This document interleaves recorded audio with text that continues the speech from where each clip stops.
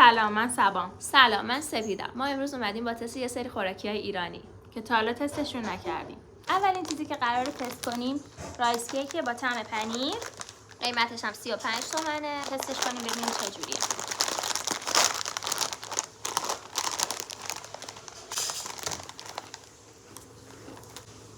تو هم حس کردی یه بوی بدی داره؟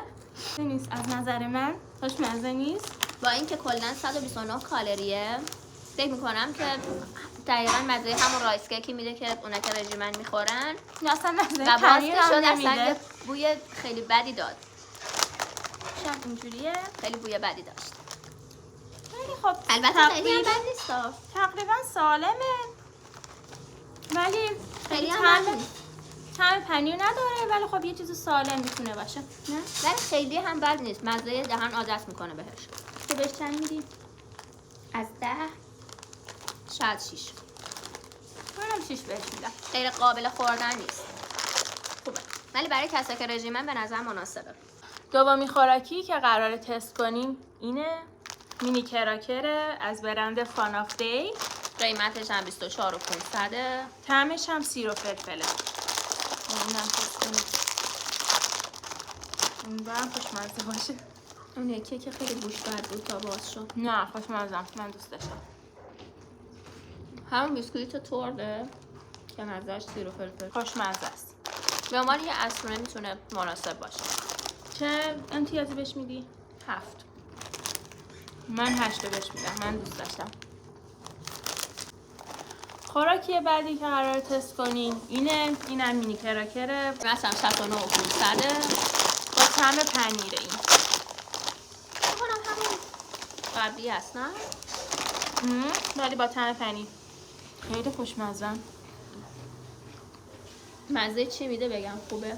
لکسوس خارجی.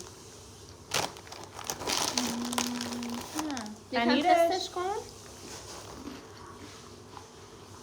مزه لکسوس خارجی میده. خوشمزه. من دوست داشتم. واقعا مزه اصلا موقع گذاشتم تو دهنم مزه همونو بهم داد. من اینو بهش 8 میدم. منم 8 بهش میدم. خیلی خوشمزه. آره. خوراکیه که بعدی که میخوایم تست کنیم اسنک هندیه. شبیه پفک هندیای توی قیمتش هم 55,000 تومنه. باز شد. بوش که خیلی خوبه. پفک هندیه؟ آره ولی رنگی نیست. قیافش مثل این نیست. اینجوریه. ساده. مزه پفک هندی میده. چیز جدیدی نیست.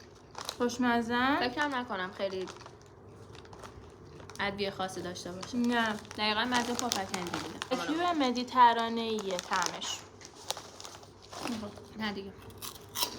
دوست نداشتی؟ بد نبود ولی هم پفک هندی عادی بود دیگه. مزه خیلی خاصی نداشت که بگم وای خیلی خوشمزه. اما پفک هندی خودم. همون 6. من بهش 5 میدم. من زیر 6 رو میذارم واسه اونایی که غیر قابل خوردنه. این قابل خوردنه. نه من بهش 5 میدم. خیلی دوست نداشتم.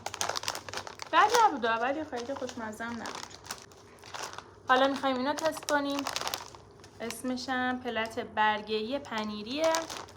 قیمتش هم 25,000 تومنه. خوبه قیمتش ولی میکنم تا الان نمیارزه به حجمش. 5 به تومن. نظر این خوشمزه میاد.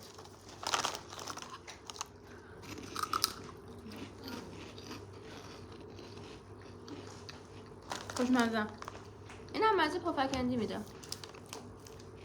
مزه چیپلت میده. یه چیزی بین چیپلت و آفرین. چیپسه ولی پنیریش. آفرین مزه چیپلت میده. نه خیلی دوست داشتم. من اینو 9 میدم. همه اینو 7 میدم. نه این خیلی دوست داشتم. نه من 7 میدم. عالی بود. آخرین خوراکی که میخوایم تست کنیم اسنک برنجیه. گفتم اینم پنیری باشه. قیمتش 27,000 تومنه. طعمشو پنیریه. باحال این. خوشگل هم هستش. یه سری پفکه پفک کوچولوه. اوه میدونی شبیه چیه؟